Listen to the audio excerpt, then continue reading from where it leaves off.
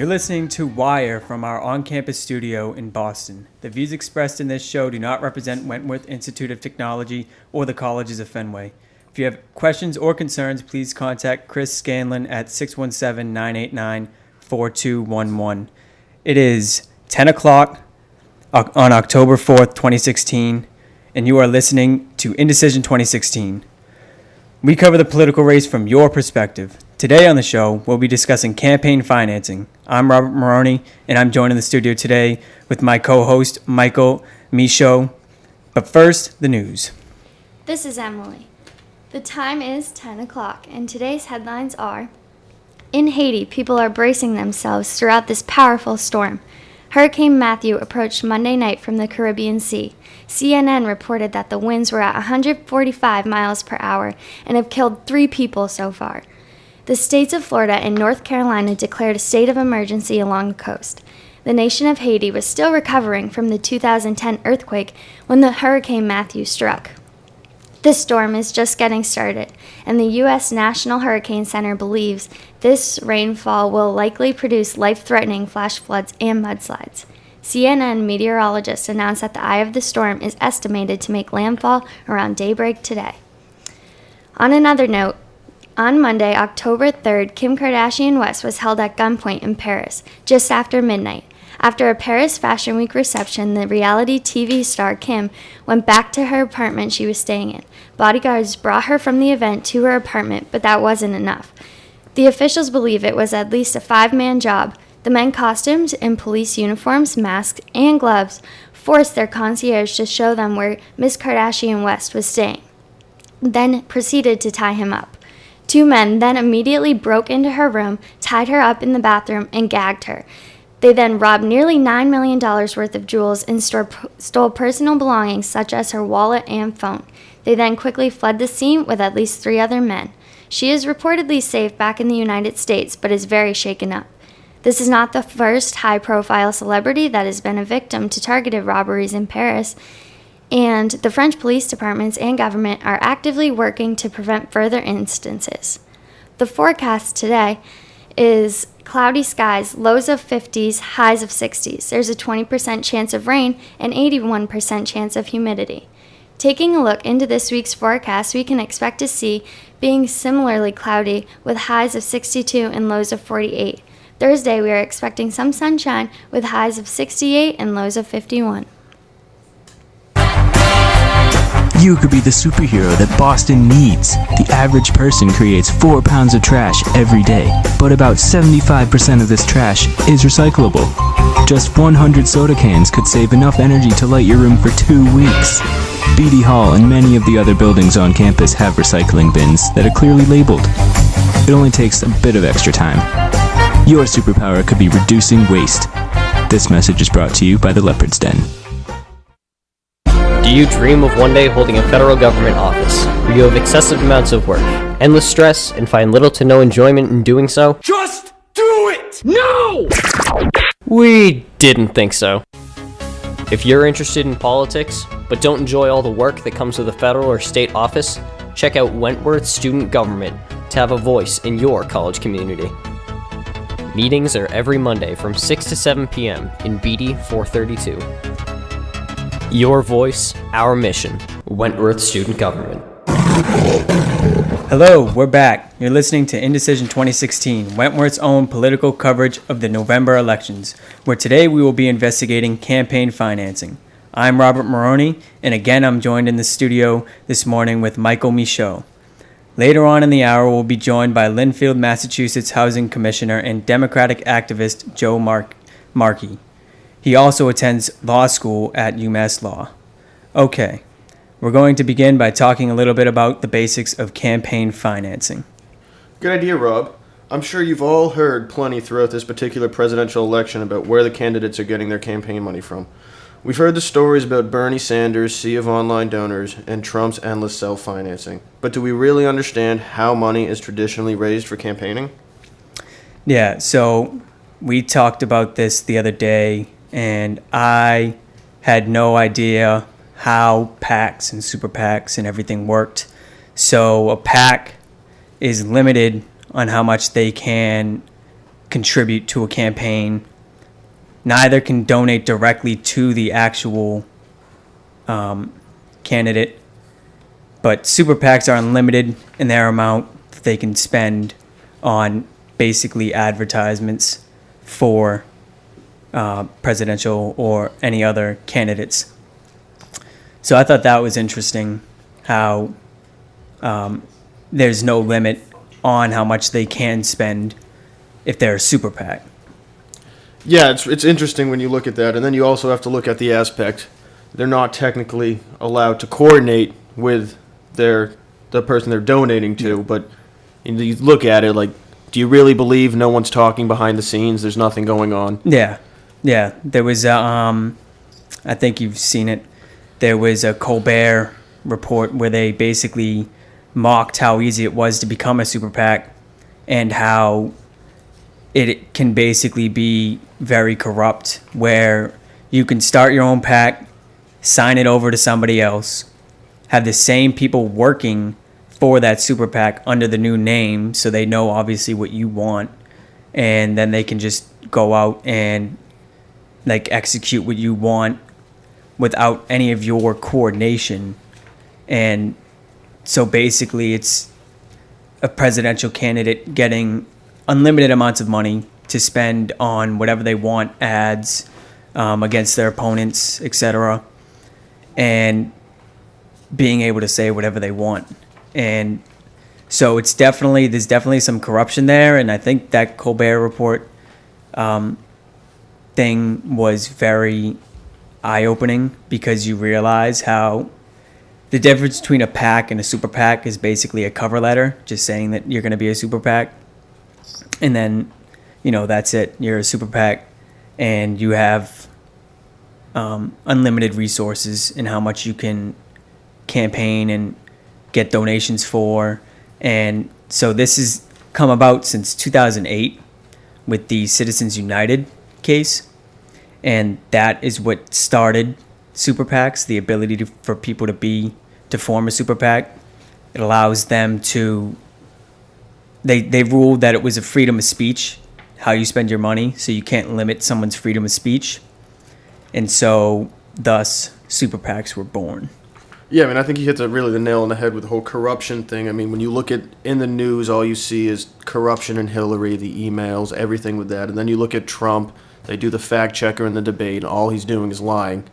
So you have to assume there's coordination going on behind the scenes. They're not going to follow the rules, but that's what they're going to do. You can look at the target advertising. We've all seen them going on about Hillary's commercials targeting Trump, how he's terrible. And it's amazing all the money donated for these advertisements. If you break it down, Trump has been raised $200 million, while Hillary's over $500 million of total raised money. So that brings us to another thing, like the amount of donated to each candidate, whether it's good, whether it's bad, if super PAC should be allowed. Yeah, I think the whole idea, it's definitely eye-opening when I learned about it, because I, for one, didn't know much about it. I didn't know much about how it all worked. People just said super PACs are bad. They can buy basically politicians, but I didn't understand that, okay, they can't just give money directly to the candidate that's running, so they still have to campaign and get their own individual contributions to their campaign. But these super PACs can basically do their dirty work and spend the money on advertising and smear campaigns, which we've seen all election. And you see even in local elections, I'll see things for New Hampshire and for Massachusetts. If there's an election coming up, you see smear campaigns basically that aren't paid for or approved by the candidate, but they definitely support the candidate in making their opponent look bad. Well, I think that we're sort of bashing PACs and super PACs, and I think that the original concept of them was very important. Getting people together and forming interest groups, talking about similar beliefs is generally a good idea, and it could have been much more effective for our government. But I just think that over recent years it has become corrupt, like you guys are talking about, and especially with the forming of super PACs, it's become even more corrupt because you can now just spend however much you want. I mean, yeah, they can't give their money directly to the candidates, but most of the time you're seeing these advertisements that aren't representing the candidates, but they are strictly promoting one or the other. So I think that the original concept of them was a pretty good idea, getting people together, but like I said before, I just think it's gotten a little corrupt. I agree with you, because like you were saying, the way that it was done before, everybody gets together, they say, okay, we support this candidate, so we want to raise money and give them money. But now it seems like it's evolved into I want this passed, and I want these people in my pocket, I want these favors to be done for me when I want or need them done. So, okay, I'll give you this much money if you owe me one in the future. And so, like with really anything, most everything, especially in like politics, could be good. It's just there's bad people that make it bad. And then, so that's what makes it interesting with Trump. That's been his big thing, was self-financing. I'm in nobody else's pocket. And we'll talk about that a little bit later in this show. But so people were like, he's eliminating the corruption of PACs and super PACs, while Hillary has her own PACs and super PACs that are donating to her, or that are being donated to, and then run ads basically on TV. And so, but the basics of them are good, everybody getting together. They used to just have the regular PACs, and then I don't know, I forget who was in the case, who was involved, but they basically were like, yeah, this is freedom of speech. We should be able to spend however much we want on these candidates. And the Supreme Court, I think it was, ruled that they were right. And so then, super PACs were born. And just, it's very easy for companies like oil companies and, multi-billionaire companies to kind of get their way, where it's more difficult for individual people to have a word in what they're going to say. Yeah, when you look at it, like even too more on a local level here, up in New Hampshire, Kelly Ayotte, who's running, there's the longest time there was just commercials out how she's not the person for us, she's a terrible candidate. And then you have to wonder, just recently a new commercial comes out saying, Kelly Ayotte's great, everyone's been saying bad things about me, but they're wrong. Like, you have to wonder if she got someone together for her behind the scenes with no coordination, wink wink, getting together, putting out that ad out there to try to save her name. Like Rob was mentioning earlier, the smear campaign, that's all it really is. It's who has the money, who can get someone to do what they want to get the position that they want. I mean, you're seeing that on the local level. You see it again on the presidential level between Trump and Hillary. You may not see it much here because we're such a blue state, but around the world, around the country, it's much more prevalent. Well, believe it or not, it is 10:14, almost at the 10:15 mark. So we have to wrap up this conversation. It has definitely been entertaining, but we're going to go to a quick break. And when we return, we'll be discussing self-financing versus public financing of campaigns and the pros and cons of those. And this is Wire, Wentworth Institute of Technology's internet radio station. It is now 10:15, and here are your PSAs. This the rush of icy air brushing against your face as you shred down the mountain? If you miss skiing or snowboarding with an awesome group of people or just can't fight the urge to learn anymore, you can join the Wentworth Ski and Snowboard Club before the season picks up. Contact us through our email, ski@wit.edu, or subscribe to our Facebook page, Twitter page, or Instagram page to get even more information. This is brought to you by the Leopard's Den. Are you an architecture student looking to break into the professional field? Wentworth's chapter of the American Institute of Architecture Students can help you do just that. A student-run organization, AIAS hosts a variety of events that can help prepare any level design student for the professional world. If you would like more information, you can email them at aias@wit.edu or go to aias-wit.weebly.com. Are you looking for something to do around campus? Do you love the thrill of intense competition? If so, come to the sporting events that are right here at Wentworth and support your Leopards. With a large variety of sports to choose from, you can go and watch your favorite team or your favorite sport. For more information on your next go-to activity, log online and go to www.wentworthathletics.com, where you can view all of the upcoming schedules from every team. Go Leopards! We're going to turn our attention in this segment to self-financing versus public financing of campaigns. Joining us in this segment will be Linfield, Massachusetts Housing Commissioner and Democratic activist Joe Markey. He currently attends law school at UMass Law. But first, the news. This is Emily. Some of today's sports headlines include: this past Sunday, October 2nd, David Ortiz, or more popularly known as Big Papi, concluded his last home game on the regular season before he retires.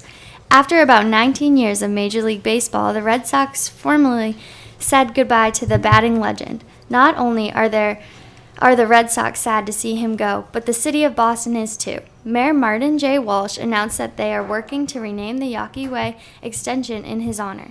The Washington Post reported that Walsh announced the name change at the pregame ceremony Sunday at Fenway Park, saying, "David Ortiz is a true Bostonian, and he embodies the spirit of our great city." They hope that this change can be made to honor the legend by opening day 2017. On to a different New England sports teams. Patriots fans rejoice. Tom Brady returned to Foxborough just yesterday, October 3rd, after his 4-game suspension. During an interview with Westwood One, he says, "It was great to be back in the building. It was certainly great to be back to work. It's been a long 4 weeks for me, but I'm excited to get started on my preparation for Cleveland. I'm anxious for the week ahead." Tom Brady looks ahead in his first season action October 9th at the Cleveland Browns. It is 10:18, and today's forecast is cloudy skies, lows of 50s and highs of 60s. There's a 20% chance of rain and 80% humidity. Taking a look into this week's forecast, we can expect to see tomorrow being similarly cloudy with highs of 62 and lows of 48. Thursday, we are expecting some sunshine with highs of 68 and lows of 51. You could be the superhero that Boston needs. The average person creates 4 pounds of trash every day, but about 75% of this trash is recyclable. Just 100 soda cans could save enough energy to light your room for 2 weeks. Beatty Hall and many of the other buildings on campus have recycling bins that are clearly labeled. It only takes a bit of extra time. Your superpower could be reducing waste. This message is brought to you by the Leopard's Den. Miss the rush of icy air brushing against your face as you shred down the mountain? If you miss skiing or snowboarding with an awesome group of people or just can't fight the urge to learn anymore, you can join the Wentworth Ski and Snowboard Club before the season picks up. Contact us through our email, ski@wit.edu, or subscribe to our Facebook page, Twitter page, or Instagram page to get even more information. This is brought to you by the Leopard's Den. Hello, we're back. You're listening to Indecision 2016, Wentworth's own political coverage of the November elections, where today we will be investigating campaign financing. I'm your host, Robert Maroney, and again, I'm joined in the studio this morning with Michael Michaud. In this segment, we'll be talking with Linfield, Massachusetts Housing Commissioner and Democratic activist Joe Markey. He also currently attends law school at UMass Law. Okay, we're going to begin by talking a little bit about self-financing versus public financing of campaigns. So, self-financing is obviously Donald Trump. That's his big platform, which we discussed earlier in the show. And campaign donations, Hillary Clinton receives obviously a lot more campaign donations than Donald Trump. Our guest today, Joe Markey, is involved with campaign donations, right? Correct? Yes. Thanks for having me today. I appreciate you inviting me on the show. Campaign finance is an interesting sector, especially after the Citizens United decision, which basically made PACs a huge advantage to rich or high, people who don't have a lot of money aren't allowed to be able to donate to these candidates who have super PACs, but the rich is able to be able to finance these politicians through donating money through businesses, donating money through people with financial ability to do so. The problem I have with public finance, self-financing versus public financing, is that self-financing is not a viable thing when you're running for office. A lot of candidates aren't able to raise funds in order to mail voters, to go on TV, reach voters in any possible way. A lot of the time, public financing, whether it's through programs in your state, with receiving funding through legislation that creates funding availability to candidates, or whether it's just receiving donation from PACs, donors, unions, or anything like that. It's a huge issue in today's politics. We see billions of dollars go into election cycles and create the outcome of what happens in America today. Yeah. So, as a Democratic activist, would you support the fact that Donald Trump is self-financed? Not him as the candidate, but just the fact that he's self-financed. The thing about it is he's not. You could say he's not actually self-financed, because he's under the Federal Election Commission filings he produced. $47 million was actually not a donation to the campaign. It was a loan. So at some point, Donald Trump could repay himself that $47 million that he lent his campaign. Yeah. So out of the 168 million or so, or even a little bit more that he's raised, both himself and super PAC supporting him, 47 million of that that he contributed is actually a loan.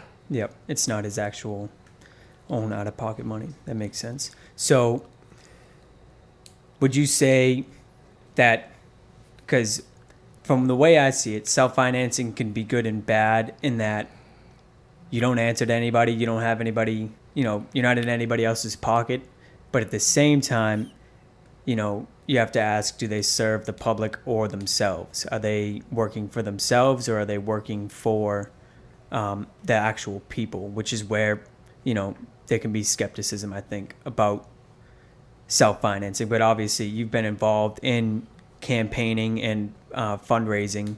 And so what's your opinion on the process of that? I've worked on federal, state, local elections. I've very seldomly seen candidates self-fund campaigns. I've seen them loan the campaign very small dollars, maybe at most, I don't know, $5,000 to $10,000, and maybe sometimes 20. But it goes to the fact of morals too. I mean, you have a candidate like Donald Trump that has a lot of moral deficiencies, in my opinion. Yeah. And I mean, you have groups supporting him that are negative, and he himself, he has policies that a lot of people believe in, a lot of people don't believe in. Mm-hmm. But I guess you could say that him self-funding says that he could be committed to running for president, or you could say that he's doing this because he can't receive funding in the private sector. Mm-hmm. Or the public sector. I mean, Hillary Clinton's outraising him. I mean, Yep. You're talking about someone who's supposedly a very successful businessman and has a lot of connections around the United States, and I just don't. A litmus test for how serious a candidate is how much money they can raise, and I don't see that with Donald Trump. So now, when you say Donald Trump took that $47 million loan, I mean, that's the first I'm hearing of it. I don't know about you guys, but I'm sure many of our listeners haven't heard that before. Is there any other access he's had to money that would be shocking for the people to hear that you know of, or maybe is he out there trying to get money and it's just not coming in like Hillary? I mean, I think he's just an unconventional candidate. I think he just doesn't. I think he tries to bring in people around him that will recommend what to do in a campaign, but I don't think he follows through on any of these recommendations they give him. He's just not a conventional candidate. I mean, you have someone who's going on a Twitter rant at 3 a.m. in the morning after a debate. I mean, it's just not. Yeah. He's not a conventional candidate. I would say that. I would just say that you have someone who is self-funding because he can't receive the public support. I mean, he can't. He's just not getting smaller dollar donations like Hillary Clinton is. He's not getting. Yeah. He's just not. He's not out there. The Bernie Sanders campaign was like that a lot. Yes, it definitely was, and I think Donald and him, though their policies were very different, I think the main premise, they had this almost this populist movement. I mean, yeah. Donald Trump in this campaign is the voice of change. Yeah. I mean, he's unconventional. He's different. He wants to break the status quo in Washington. I don't think that's going to resonate with the American public just based on his moral and his lack of experience. He just doesn't. Him public funding, I don't think is a main issue in this campaign. Yeah, yeah. So Hillary is obviously, we can track all of her campaign fundraising, and she's obviously out fundraising him by a ton. But do you think that it's helping her much? I mean, I think Donald Trump is getting free advertising by using platforms like social media to really campaign and to sort of bash Hillary. Is her money really helping? I definitely think it is. I think the Republican primary was in my opinion a joke. I mean, you had all these candidates, vying for the nomination. That you had Ted Cruz, who was an ultra conservative. You had people who were strong on national security, like the congressman from North Carolina, and things like that. But the main, I think Clinton is definitely benefiting from using this money to advertise, go on TV. She does receive PAC donations, and I think it's just the norm right now. I think until a constitutional amendment can be made to overturn that. We'll talk more about that in terms of policy in the next segment. But believe it or not, it is 10:30, and it's time for a break. When we return, we'll be discussing whether or not financial backing can change a candidate's position on certain policies. You're listening to Indecision 2016 here on Wire, Wentworth's internet radio station. Do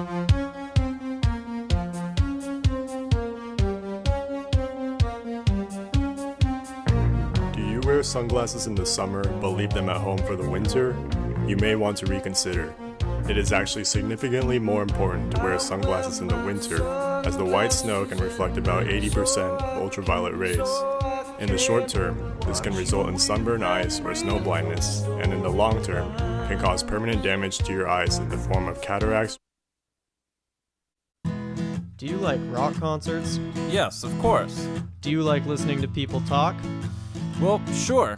Did you know that normal talking volume is between 40 and 60 decibels, and rock concerts volume can be between 110 to 140 decibels? Wow, no I didn't. Now headphones volumes can be upwards of 110 decibels, and I don't think you want to have a rock concert in your ears all day. Do yourself a favor, keep the volume down and take a break from all the noise. Are you looking for something to do around campus? Do you love the thrill of intense competition? If so, come to the sporting events that are right here at Wentworth and support your Leopards. With a large variety of sports to choose from, you can go and watch your favorite team or your favorite sport. For more information on your next go-to activity, log online and go to www.wentworthathletics.com, where you can view all of the upcoming schedules from every team. Go Leopards! Good morning. You're listening to Indecision 2016, the College of Fenway's political news show looking at the upcoming elections. And this is Wire, Wentworth's Institute of Technology's internet radio station. It is now 10:32. We're going to turn our attention in this segment to politicians changing their positions on policies based on their campaign donations. We are joined today by Joe Markey. He is a current law student at UMass Law, as well as the Linfield, Massachusetts Housing Commissioner and Democratic activist. But first, the news. This is Emily. The time is 10:32. Some of today's headlines include residents in 26 states have reported creepy and unsettling clown encounters in recent weeks. Reported cases show scary clowns trying to lure children, chasing people, or hiding in the shadows. Just yesterday, on October 3rd, mass emails were sent out to college students with an image of a clown and a single sentence, reportedly saying, "We are going to have some fun tonight." The email was sent from an unknown address and was sent to students' school domain emails. There were then sightings of people dressed as clowns on campuses like University of New Hampshire, Providence College, and Merrimack College, and many more. Some campus buildings were evacuated Monday night for precautionary purposes. NB News reported that this took place in cities like Cincinnati and North Carolina months ago, and that it ended up being teens looking to frighten people. This clown craze also took place in Georgia, Virginia, and Alabama just in the past few weeks. Gloucester, Mass. Chief of Police was fired on Monday. City officials let go their Chief of Police, Leonard Campanello. The high-profile leader in the state's opioid fight was fired for allegedly destroying evidence. The destroyed evidence included over 600 text messages from relations with two women who felt very unsafe. Although investigators found otherwise, four-year Chief of Police Campanello argues that the phone and therefore evidence was stolen from him. Today's forecast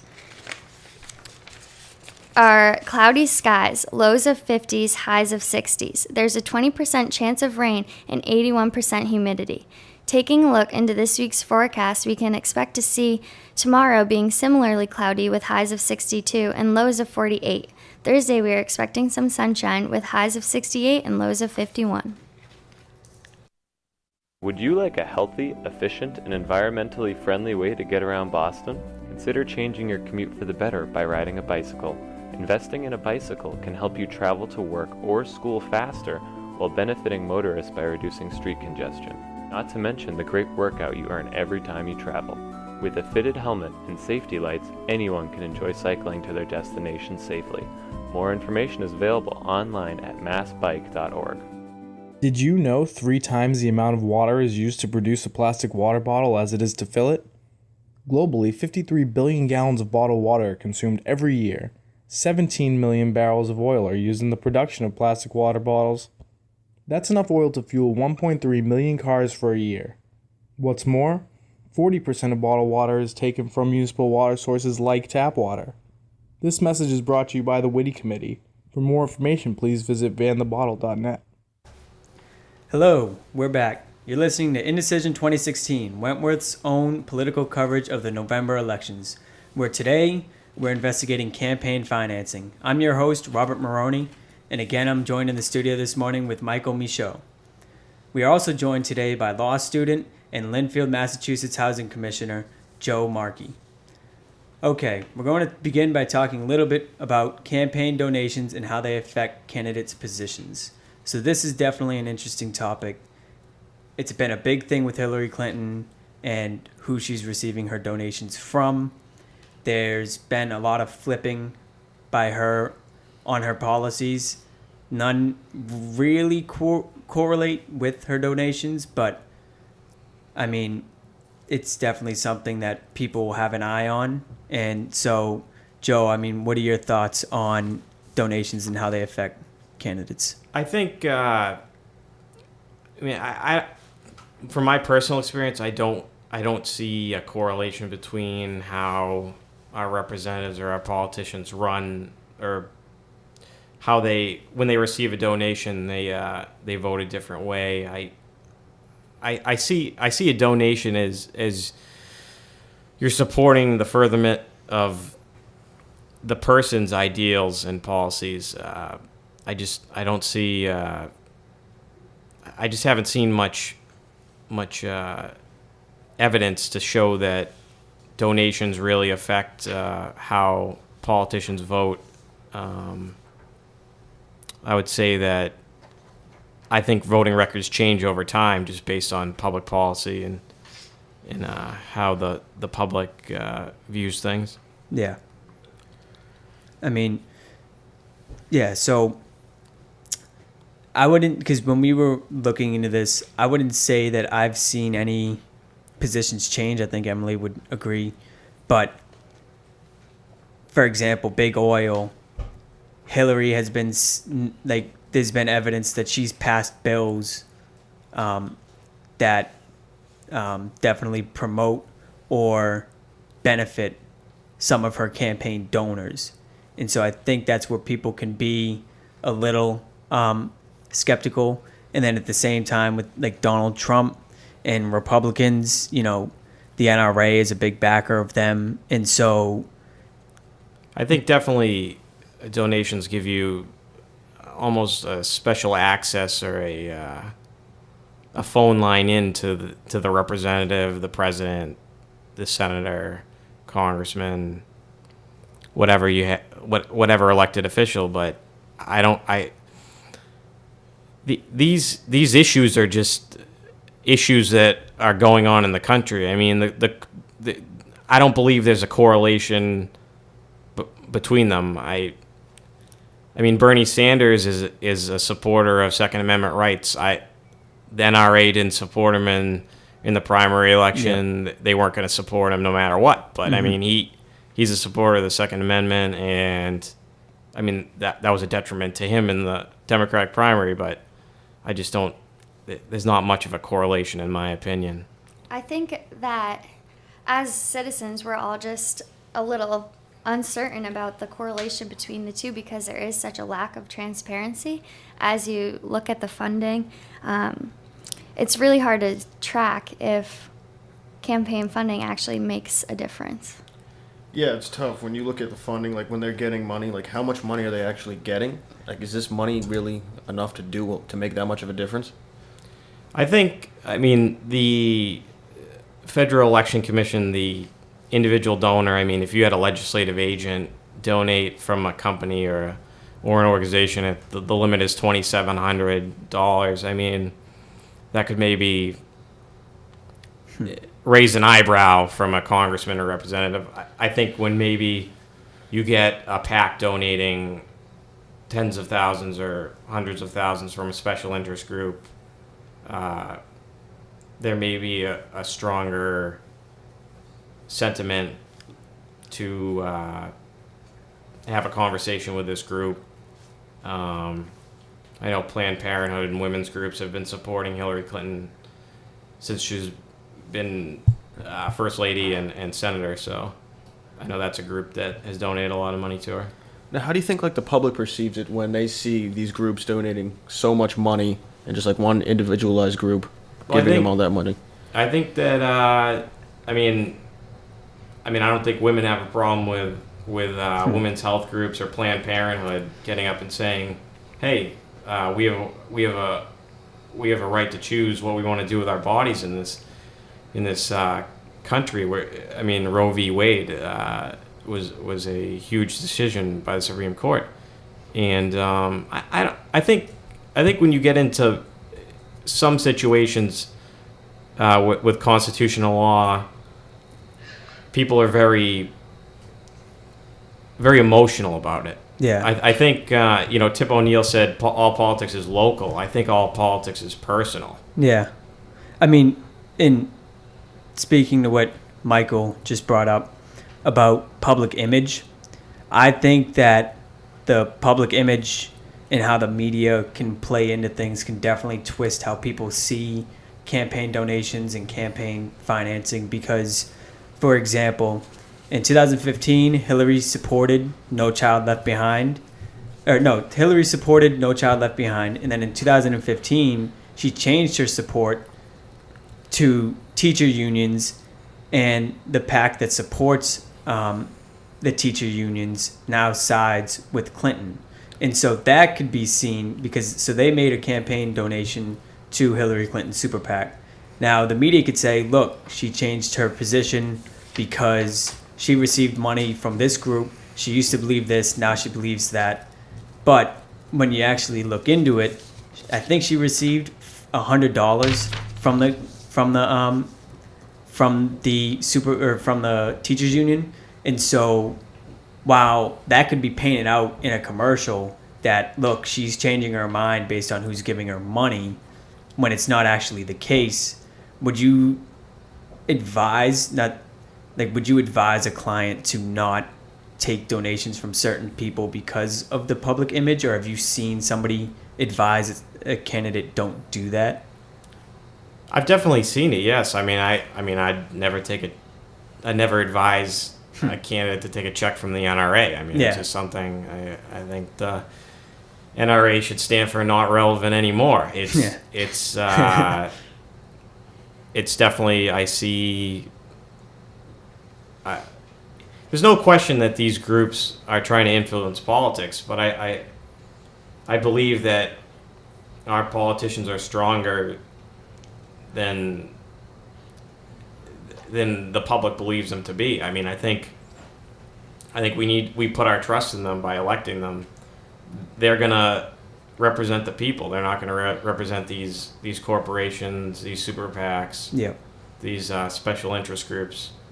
But so you've seen, so that is something that happens where they'll say, okay, don't take money from these people because A, we don't want to owe them, or is it because you don't want that image of, like, if you're a Democratic candidate receiving money from the NRA can be a big turnoff to Democratic voters? Yeah, I think that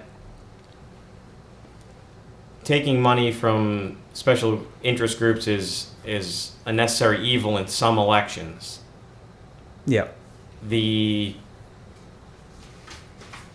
have to draw the line in the sand at some point, but I just don't. You don't think it's a? I don't think it's a big issue. I think in this upcoming election, it's being decided on the major issues. Yeah. Who has national security? Experience? Who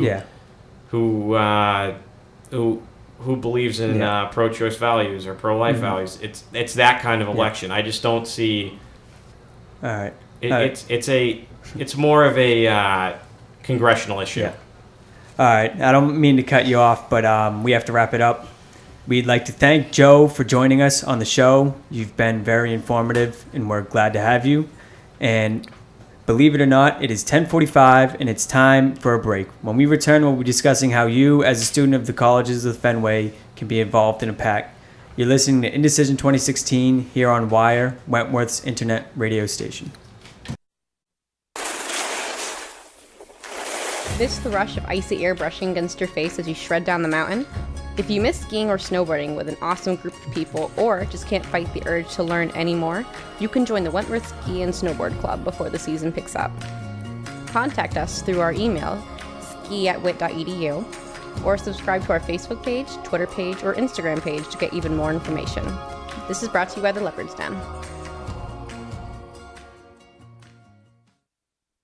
Life is worth talking about. If you ever feel hopeless, in despair, or suicidal, please call or text 1-877-870-HOPE. That's 1-877-870-4673. Remember, you are not alone. Miss the rush of icy air brushing against your face as you shred down the mountain? If you miss skiing or snowboarding with an awesome group of people, or just can't fight the urge to learn anymore, you can join the Wentworth Ski and Snowboard Club before the season picks up. Contact us through our email, ski@wit.edu, or subscribe to our Facebook page, Twitter page, or Instagram page to get even more information. This is brought to you by the Leopard's Den. Good morning. You're listening to Indecision 2016, the College of Fenway's political news show looking at the upcoming elections. And this is Wire, Wentworth Institute of Technology's internet radio station. It is now 10:46. We're going to turn our attention in this segment to how to be more involved with a PAC as a COF student. But first, the news. This is Emily. The time is 10:47, and these are today's headlines. Mysterious polio-like illness paralyzes U.S. children. Over the course of the past weekend, 3-year-old boy Carter Roberts went from being a perfectly healthy and active child to being paralyzed both in arms and legs. After countless tests, an MRI showed it was AFM, a mysterious muscle weakness similar to polio. This illness seems to be rising this year. 50 cases were reported from December to August of 2016. This mysterious disease was thought to have been circulating around back in 2014 and ended up killing around 120 children. The muscle weakness makes these children much more susceptible to other illnesses, and doctors are recommending general germ precautions like covering mouth when coughing and washing hands, etc., until more research about this mysterious disease can be done. On another note, United States suspends contact with Russia over Syria impasse. On Monday, October 3rd, the United States suspended diplomatic contact with Russia. Russia was supposed to participate in a joint program between themselves and the United States. This program was created to dispose of plutonium weapons and restore ceasefire. Russia made an attack on the city of Aleppo on top of launching an airstrike on September 19th that hit the United Nations humanitarian aid convoy and killed 20 people. These actions were not taken lightly from the U.S. The United States has lost patience with Russia and their president, Vladimir Putin. Efforts to stop the ongoing violence in Syria were ignored, and Russia continues their tirade. The forecast today is cloudy skies, lows of 50s and highs of 60s. There's a 20% chance of rain and 80% chance of humidity. Taking a look into this week's forecast, we can expect to see tomorrow being similarly cloudy with highs of 62 and lows of 48. Thursday, we are expecting some sunshine with highs of 68 and lows of 51. The time is 10:49. So you've heard it over and over again. Breakfast is the most important meal of the day. But have you really been listening to your mom lately? Breakfast provides vital nutrients and energy for getting over that mid-morning slump. It also helps to maintaining a healthy body weight. Just grab some toast, fruit, or cereal, and you're good to go. It takes just a few minutes every morning to be healthy, so start listening to your mom again. This message has been brought to you by the Leopard's Den. You could be the superhero that Boston needs. The average person creates 4 pounds of trash every day, but about 75% of this trash is recyclable. Just 100 soda cans could save enough energy to light your room for 2 weeks. BD Hall and many of the other buildings on campus have recycling bins that are clearly labeled. It only takes a bit of extra time. Your superpower could be reducing waste. This message is brought to you by the Leopard's Den. Hello, we're back. You're listening to Indecision 2016, Wentworth's own political coverage of the November elections, where today we'll be investigating campaign financing. I'm your host, Robert Maroney, and again, I'm joined in the studio this morning with Michael Michaud. Okay, now we're going to start talking a little bit about how you, as a College of Fenway student, can be involved with a super PAC or a PAC. We saw how much of an effect PACs and super PACs have on campaigns, so how can you be involved in such a pivotal aspect into our government? Actually, surprisingly, it's fairly easy. Our co-host, Emily, did some research and found that it's actually easier to start a PAC than it is to start a club at Wentworth. Yeah, some of the Wentworth rules to starting a club are you need a roster of 10 interested members and fill out paperwork, then have a consultation with the student organization committee. And to start a PAC or a super PAC, you only need 3 people instead of 10, and you can actually just go right on to the FEC website, download a form, fill it out, and send it in. It takes about less than an hour. And you're involved in a club with Wentworth, correct? Correct. What club is that? Student Association of Interior Design. Okay, and so you obviously know how tough it can be to fundraise and to raise money for your club, where a PAC and a super PAC can raise money fairly easy in comparison. I mean, I know the process is definitely lengthy, isn't it, to raise money for a club at Wentworth?